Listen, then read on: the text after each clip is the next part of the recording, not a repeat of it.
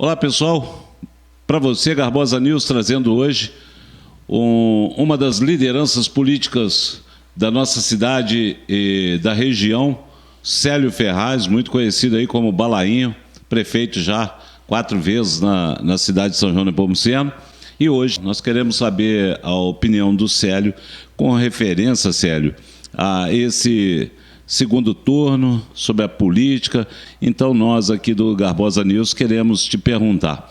Fala pra gente sobre as eleições de 2022, primeiro turno, segundo turno, e qual é o seu posicionamento? Você tem um posicionamento? Você não tem um posicionamento? É isso que nós queríamos saber.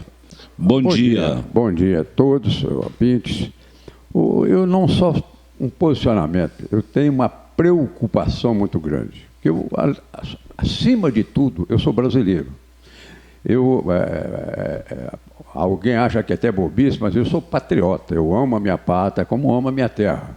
Eu, por exemplo, não mudaria de São João. Para mim, é a melhor cidade do mundo e vou ficar em São João por todos os efeitos. E sou brasileiro também, não me interessa nenhum outro problema. E hoje uma preocupação muito grande, que infelizmente há uma conversa antiga, que todo mundo acompanha, uma mentira falada 1000 vezes a torna verdade. Isso aí foi assim que criaram o comunismo, a guerra no mundo e tudo mais. E o povo brasileiro, infelizmente, está acreditando nas mentiras da esquerda. Mas eu, algumas vezes, já tive um debate há poucos dias numa emissora, e tinha uma petista de lado, eu pedi ela que me apresentasse uma obra sequer do Lula no Brasil em 8 anos de governo. Uma obra sequer. Porque ele não terminou nenhuma obra. Tudo que ele começou, parou no caminho, porque roubaram o dinheiro tudo, e ficou por isso mesmo. Então, acabou com o país. E eu sou um cara experiente, eu estou na política direto, desde 62. Pela primeira vez, eu não acompanhei a política, não corri, não fui nas ruas, não fui nos bairros, porque eu tive uma operação em setembro do coração, eu não posso ficar andando muito, não tenho condições de fazer um trabalho melhor e tudo mais. Então essa preocupação me leva a ter mais vontade de falar diretamente com o povo e acreditar nessas mentiras. O país, atualmente, Paulo, ele atravessa a melhor fase da sua história. Eu que sou mais antigo, eu tinha um presidente no Brasil que valia a pena, chamava Juscelino Kubitschek de Oliveira. Desde ele, agora o atual presidente, pode comparar com ele. Porque o Brasil hoje, ele está nessa melhor situação. É o seguinte, hoje nós somos o 4º país com maior PIB. Pela primeira vez na história dos 532 anos do Brasil, nós vamos ter uma inflação menor que os Estados Unidos. E é um tempinho bom, né? 532 anos. Né? Entendeu? Nós vamos ter uma inflação menor do que os Estados Unidos, menor do que a Europa. Em 45 anos, que nós não tínhamos um PIB maior que a China, esse ano nós vamos ter um PIB maior que a China, que era o grande PIB. O orçamento, há 13 anos, ele não era positivo. O orçamento esse ano foi positivo. O orçamento, as famílias conhecem. Você ganha 10 mil, você gasta 12. Isso aí é que o Brasil fazia. Esse ano, o Brasil vai ganhar 10 e vai gastar 8. Vai ter sobra. Pela primeira vez em 13 anos que vai ter. Eu não tenho nenhuma dúvida que o Bolsonaro, mantendo o Paulo Guedes, que é o grande cabeça no governo, dentro de 5 anos, nós temos entre as 5 maiores potências do mundo. Não tem nenhuma dúvida disso. O Brasil está na hora certa mesmo. Então, nós não podemos quebrar essa onda de serviço, entendeu? O Bolsonaro fala de besteira, eu não estou rasgando para besteira que ele fala, não. Que a verdade, para mim, tinha 2 pessoas lá que suplantaram todos os setores. É o Paulo Guedes e o hoje candidato a governador de São Paulo, que vai eleger, a imprensa totalmente contra, porque isso aí está mais ou menos acompanhando o Balainho. Eu também não sou de gastar dinheiro com a imprensa, não. Eu acho que a prefeitura não tem nada para vender, ela não precisa fazer propaganda, não. Mas o governo, todos os governos gastavam fortuna, gastavam bilhões com a Globo. O Bolsonaro cortou isso, então começou toda a imprensa trabalhando contra o Bolsonaro falando mentira, coisas que não correspondem à verdade. E ele é meio estourado, meio burro, igual eu mesmo, ele dá as respostas certas, como até eu ri muito. Na disputa agora, quem acompanhou a campanha no primeiro turno, aquelas duas candidatas a presidente meteram o pau no PT. Então o Bolsonaro fez uma pergunta, não sei se você já viu, fez uma pergunta para as duas: vocês perdoaram ele ou entraram para a quadrilha? Então, essa posição política a gente sabe que ela é uma coisa muito dinâmica, não sei, alguns falam traiçoeira, você é da política, você pode responder isso. Essa mudança de lado da Simone Tebet, a vice dela não aceitou, né? A mudança de lado, se dá a que é isso? É interesses pessoais? Eu não tenho nenhuma dúvida que não vamos provar. Ele já ofereceu o ministério, porque a Simone Tebet, o mandato dela acaba. Está sem emprego. O ano que vem ela está desempregada. Então, o negócio ela deve ter arranjado. Quem acompanha os debates e tudo mais, quando havia o debate, o Bolsonaro um dia falou assim: o problema da Simone Tebet é que ela morre de ciúme da Tereza Cristina, a ministra de Agricultura, que fez um grande trabalho, entendeu? Então, que a Simone Tebet tinha ciúme dela, por isso que ele tinha raiva do Bolsonaro, né?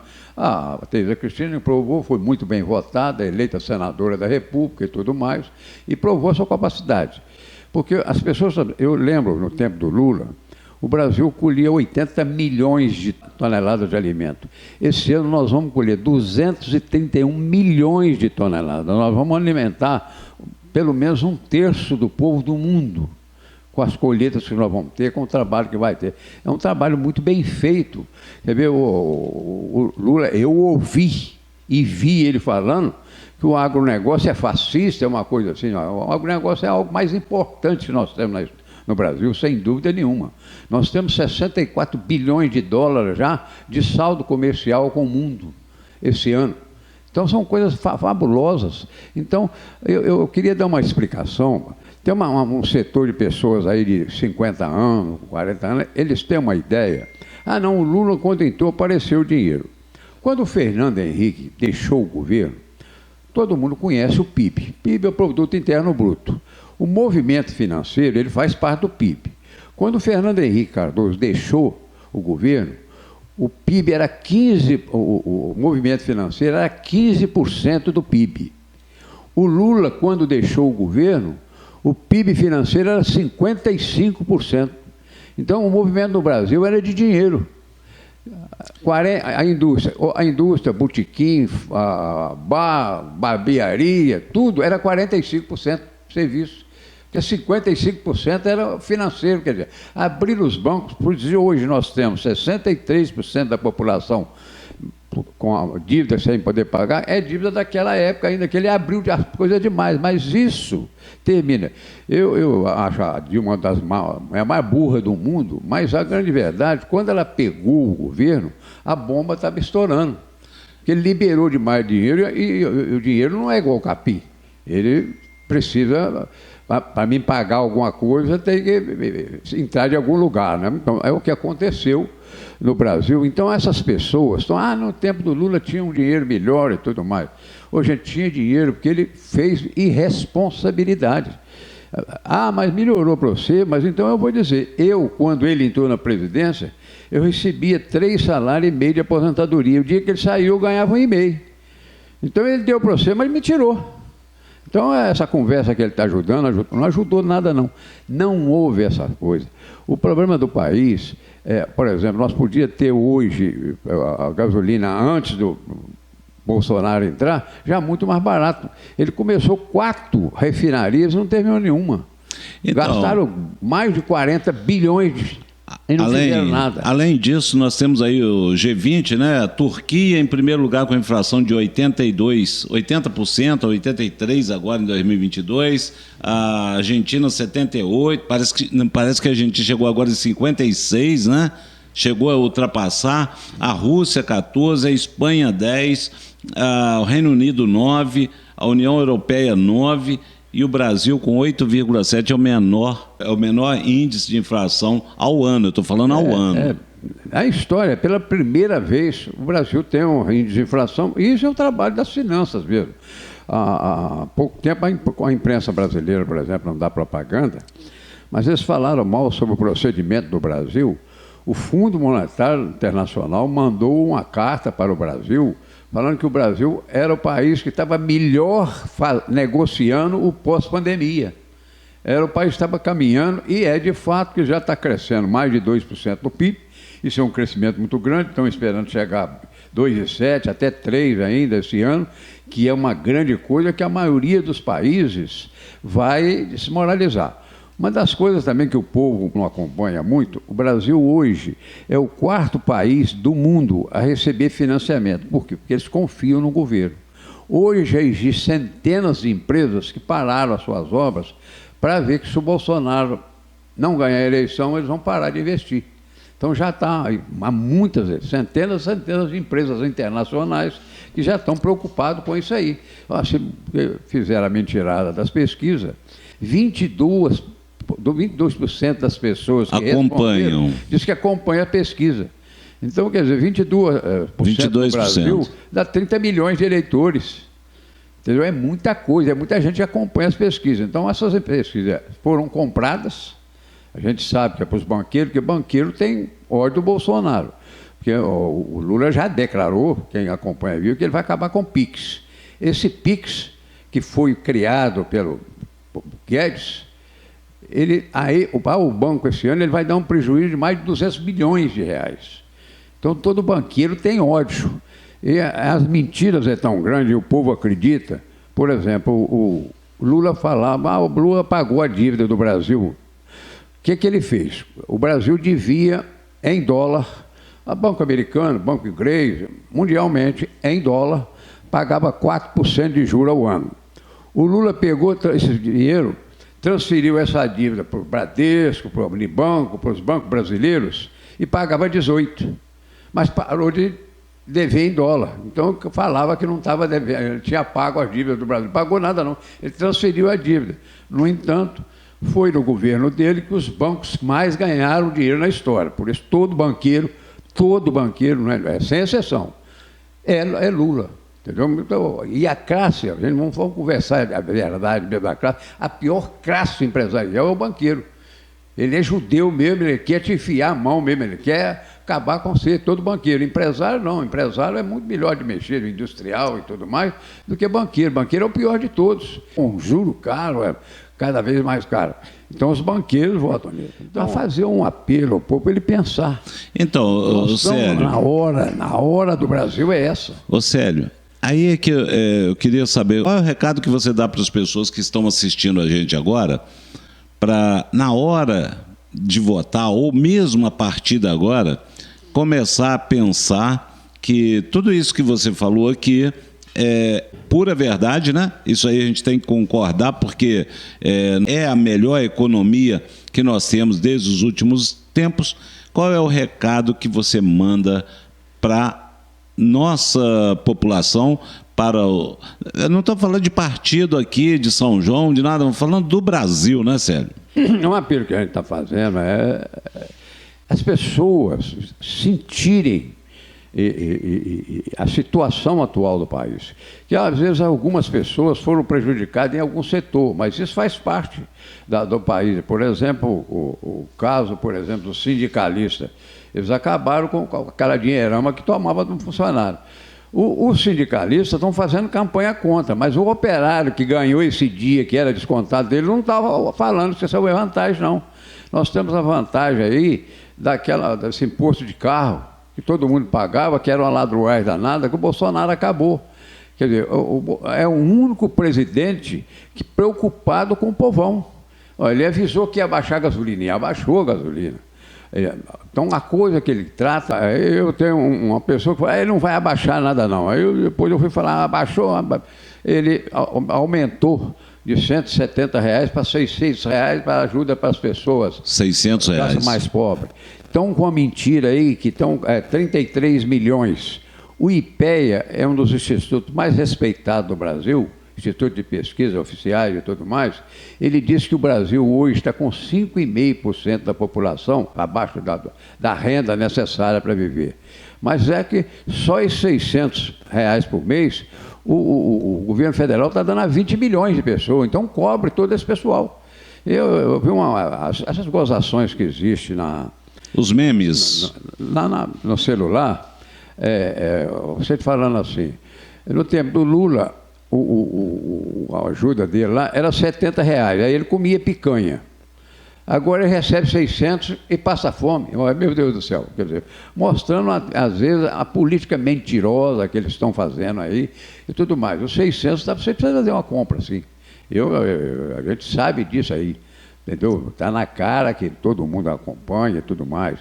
A situação de emprego, hoje nós temos mais de 100 milhões de carteiras profissionais assinadas. Nunca teve isso na história. O desemprego está baixo. Nós temos hoje uma Santa Catarina que está chamando gente, não tem vaga, tem vaga para todo mundo lá, que saiba trabalhar. Entendeu? O Paraná, você considera pela lei, até 7% é quase emprego total, porque sempre sobra alguma profissão e tudo mais. Santa Catarina hoje é 4,5% de desemprego lá. Paraná está com 6,5%, 7% de desemprego. Então, aonde é governado pelo PT que existe essa pobreza. Quer dizer, o desemprego na Bahia, a violência na Bahia é a maior do Brasil. Lá tem 20 anos que o PT que governa. A Bahia tem 18% de desempregado. A maior violência que existe está na Bahia. O Bolsonaro diminuiu 30 mil funcionários no governo federal. A coisa mais importante que existe numa administração é o custo dela. Se você tiver abaixar o custo, gastar empresa, mais do que... você não pode gastar mais do que recebe. É o que está acontecendo com o governo atualmente. Então as pessoas têm que começar a sentir dificuldade. Algumas pessoas, a lei atrasou a aposentadoria dele, mas eu tinha que fazer isso. Eu, por exemplo, é uma vergonha. Eu tenho 31 anos que eu sou aposentado aí. Para me pagar, alguém tem que pagar. Então, eu aposentei com 47 anos, não tem cabimento uma história dessa, entendeu? Então, a lei tem que mudar, eu tenho que reconhecer que tem que mudar. Eu usei os direitos que tinha. Da época, né? Mas que é um absurdo uma coisa dessa. Eu tinha muita vida ainda para frente para trabalhar. Você estava falando em estados, eu queria saber a sua opinião sobre Nordeste, teve uma votação expressiva, mas Minas Gerais votou no Zema e votou no deputado PL 1.496.000 votos, e em Minas Gerais o Bolsonaro perdeu essas eleições. Como é que você viu esse... Eu acho, entendeu, que tem alguma marmelada nisso aí. Porque o cara tem o senador eleito, que era pedido do Bolsonaro também, eu votei nele e tudo mais, é pedido do Bolsonaro, e o cara é bem votado, aí o Bolsonaro tem menos votos que ele, quer dizer, eu acho uma coisa meia... E hoje, assistindo uma transmissão pelo celular, o cara falou assim, que em Uberaba, lá teve, vamos dizer, 200 mil votos para deputado, 200 mil votos para senador, 200 mil votos para deputado estadual e 300 mil votos para presidente. Uai, por que isso tudo? Então, há uma coisa meio errada no caminho aí. Então, outra coisa também, a maioria dos deputados, a maioria dos candidatos, eles só trabalharam para ele. Eles você viu propaganda de deputado aí. Tinha algum deputado com o nome do Bolsonaro? Mesmo do PL, não tinha. Entendeu? Então, infelizmente, o pessoal, cada um está defendendo o seu lado e esqueceram do principal. E também como uma confiança. A verdade, eu, por exemplo, não esperava. Para mim foi uma decepção muito grande essa derrota, principalmente de São João, do Bolsonaro. Eu acho que o povo de São João é um povo inteligente, é um povo instruído, é um povo que sabe o que está fazendo. Votar numa pessoa oficializada como ladrão é um absurdo. Eu tive numa discussão uns dias, tinha uma petista que votou coisa, ela meteu o pau nos políticos, até nos vereadores de São João, que vereador de São João podia só ganhar um salário mínimo, podia ganhar 5 mil e tudo mais. Tem que fazer, tem que mudar os políticos e tudo mais. E eu virei para ele, acho que nós estamos precisando descontar, mudar os eleitores, porque o cara é um ladrão, rouba e eles ainda votam nele. E ela era eleitora. já tinha declarado o voto dela, entendeu? Quer dizer, eu acho que nós estamos precisando trocar os eleitores, que os eleitores estão votando mal, porque lá todo mundo que está lá foi colocado por nós. Então nós é que votamos mal, entendeu? Então a pessoa acaba com o Brasil, nós ficamos humilhados no mundo inteiro pelas ações da Petrobras que deu prejuízo. O governo federal teve que negociar com os Estados Unidos, com a Bolsa dos Estados Unidos, pagar o pessoal americano, porque hoje os Estados Unidos tem mais ações do que o Brasil da Petrobras. Entrar na justiça, o Brasil perdeu bilhões para poder ressarcir os acionistas lá nos Estados Unidos, porque a lei lá é mais forte, ia fazer esse negócio. Tudo por causa do desvio da Petrobras. A gente vê o Correio dando prejuízo, os funcionários do Correio hoje, não sei se você já viu algum deles, é descontado um dinheiro, porque roubaram o dinheiro da Caixa de Previdência deles, acabaram com o dinheiro. Hoje todo funcionário do Correio, até 2030, vai ser descontado uma porcentagem do salário dele para compensar o roubo que eles fizeram na Caixa Beneficente. Fizeram todos esses roubos. Ainda tem gente para votar nesse pessoal? Então, e outra coisa, só para a gente finalizar aqui, uma parte que eu reservei aqui, até uns anos atrás a Argentina podia ser considerada princesinha da América do Sul, ou seja, uma Suíça sul-americana aqui. E hoje está vivendo um processo horrível, sem contar Venezuela, sem contar a Nicarágua, sem contar os países da América do Sul, que nós estamos rodeados de esquerda, né? O Brasil está na iminência de caminhar para isso também e viver isso? Sem dúvida nenhuma. Até da Argentina, uma das coisas que a gente lembra, a Argentina antigamente ela falava assim que ela era da Europa, ela estava colocada aqui, mas ela era europeia, não era sul-americana não. Porque eles eram ricos e nós éramos pobres. Até para citar uma coisa, a Argentina, em 1910, ela já tinha metrô. Nós só em 1970, por aí, tudo mais. Então, nós já fomos humilhados. Entrou a esquerda lá, acabou. Eu tenho uma filha, mora em Belém, tive em Belém, Manaus. Belém, Manaus, são uma cidade muito boa de passear. Você chegar onde é o teatro lá de Belém... Em Belém, lá, em Manaus, lá Belém, né? Burro, as praças lá é um alqueire de terra no mínimo, dá para você andar. Hoje você não tem jeito de andar lá, porque está lotado de venezuelanos pedindo as coisas. Entendeu? Ficou difícil até você passear.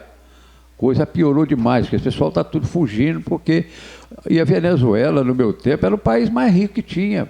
Ele é a maior quantidade de petróleo do mundo está na Venezuela.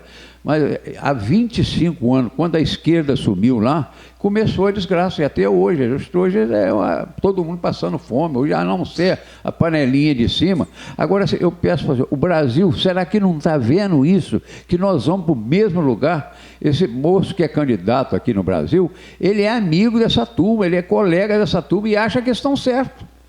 Eu ouvi e vi o Lula falando que tem que implantar o comunismo no Brasil, e tem que olhar um comunismo, não é igual da Rússia, nem igual de Cuba, não, fazer um que encaixa bem no Brasil, e que ele precisa fazer isso agora depressa, que é a última eleição dele, implantar o comunismo.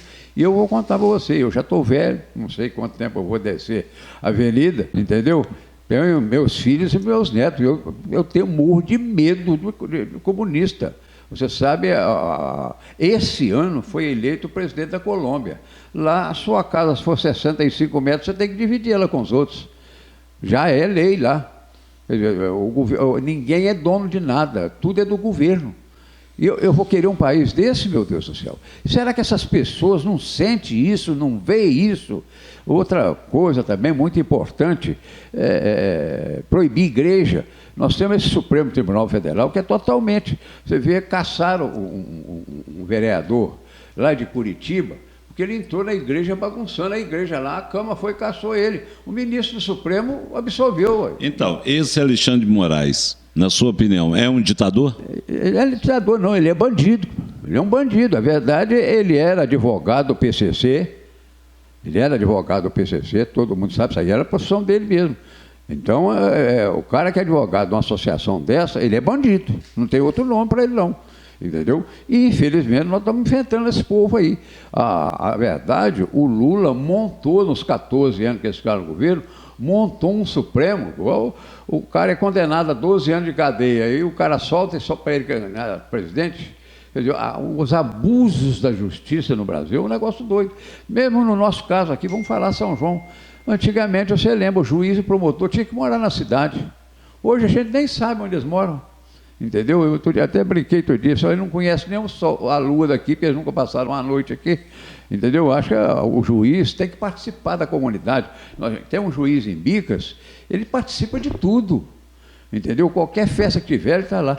Inclusive, vou falar politicamente aqui, ele mudou a política de Bicas, ele mudou. A política mais cara que existia, eu estou nisso há 60 anos, conheço todas, né? Era em Bicas.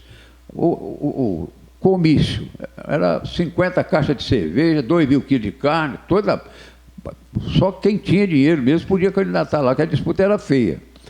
Aí esse juiz chegou lá, está lá até hoje. Doutor Ricardo, ele chegou lá, marcaram o comício, primeiro a chegar no comício foi ele, danaram a esconder churrasco, cerveja, freezer e tudo mais, e ele vai nos comícios, então acabou o negócio, aí pode candidatar, o Honório foi eleito por causa disso, porque não podia ter churrasco e cerveja, entendeu? Uma coisa gozada até de comprar voto, não vou citar o nome, mas vou contar a história, eu sou amigo dos dois, eles eram inimigos mortais mesmo, um até já faleceu. Falou assim, o fulano, no sábado da eleição, ele foi no queijeiro que ia na Serra de Bicas e pegou 2 milhões em dinheiro para distribuir no domingo. Aí eu falei com ele, o fulano falou que você pegou 2 milhões com o cara no sábado. Peguei porque não tem crédito. Quer dizer, ele confirmou que buscou o dinheiro lá para distribuir. Hoje o juiz está na rua lá vendo tudo, ele acompanha tudo. Eu acho que isso que nós precisávamos na justiça também, acompanhar mais essas coisas, ver o que está sendo feito, entendeu? O Brasil, e eu falei, essas coisas aconteceram depois que o Lula foi presidente, porque antes do Lula ser presidente, o juiz tinha que morar na cidade, as coisas funcionavam desse jeito. Eu tenho uma história pessoal para falar que aconteceu antes da Constituição, aqui era, segundo, era promoção. O juiz tinha 2 tipos de o juiz ser promovido, por merecimento ou por antiguidade. Teve um juiz que estava em Lima Duarte e queria vir para São João, mas ele morava em Juiz de Fora, não morava em Lima Duarte também não. Ele veio e me pediu, eu tratei de apoiar ele, lá junto ao tribunal, para ele vir para São João. Passou uns 10 dias, ele me ligou. Ô Sérgio, eu queria te agradecer, mas não vai precisar de ajuda não, porque saiu a antiguidade e eu sou o mais antigo. E tudo mais. Aí, a pessoa, o juiz que estava em segundo lugar, tinha um funcionário no Crédito Real, lá em Juiz de Fora, e nessa agência, o juiz pagava a água, a luz, a despesa dele. Ele pegou aquelas contas e mandou para o tribunal, mostrando que o juiz não morava em Juiz de Fora, não morava em Lima Duarte. Aí veio o segundo lugar, veio essa pessoa. Ele mesmo xingou muito essa pessoa. Então a coisa mudou tudo. Porque antigamente, se você não morasse na cidade, você não podia ser promovido, nem nada. Hoje não existe mais nada disso. Agora, com relação aqui ao fechamento desse bate-papo nosso, com você a gente pode ficar aqui até o dia todo, que você tem história para contar e muita, né? Nós temos aí, então, o melhor posicionamento economicamente falando, e dia 30 de outubro nós teremos uma eleição para presidente onde concorre. Eu sempre falo isso.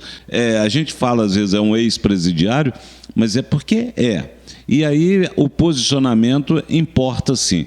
Eu estou preocupado com o Brasil, estou preocupado com as finanças, estou preocupado com os meus filhos, estou preocupado com todo mundo. Eu queria saber aí, Célio, para a gente encerrar, mais uma vez, qual é o seu recado direto para os eleitores agora em dia 30 de outubro? Eu, graças a Deus, sou uma pessoa que inspiro confiabilidade. Graças a Deus a minha vida é limpa. Até uma das coisas que a gente fica satisfeita, o Elvio foi promotor em São João, quase o tempo todo eu fui prefeito, né? Quando ele foi embora, ele me procurou, sério, eu vim te dar parabéns. Nesse tempo todo que você teve aqui, prefeito, nunca ninguém apareceu falar que teve uma licitação montada, que teve um superfaturamento, então você está de parabéns, isso daí pelo promotor de justiça, então isso é uma coisa que me alegra. Então o povo sabe que eu falo a verdade e é isso. Então, eu quero falar para o povo o seguinte: nós estamos atravessando a melhor fase da história do Brasil.